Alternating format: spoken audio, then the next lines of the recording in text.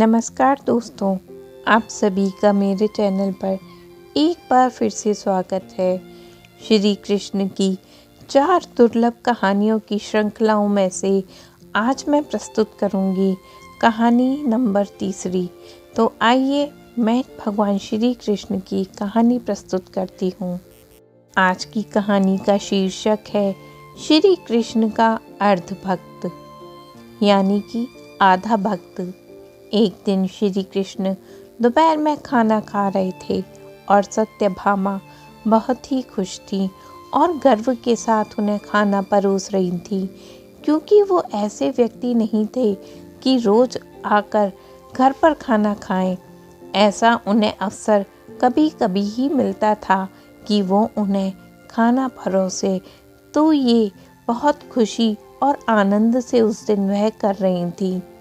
खाने के बीच में ही श्री कृष्ण अचानक उठ खड़े हुए और हाथ धोए बिना ही दरवाजे की ओर दौड़ने लगे।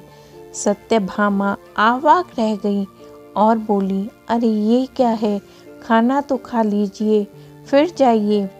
कृष्ण बोले, नहीं, मुझे जाना ज़रूरी है, और मुख्य दरवाजे की ओर दौड़ पड़े। पर अचानक वे वापस मुड़े और खाना खाने के लिए बैठ गए। तब सत्यभामा ने पूछा, आप तो इस तरह क्यों दौड़ पड़े थे और क्यों अचानक से वापस आ गए?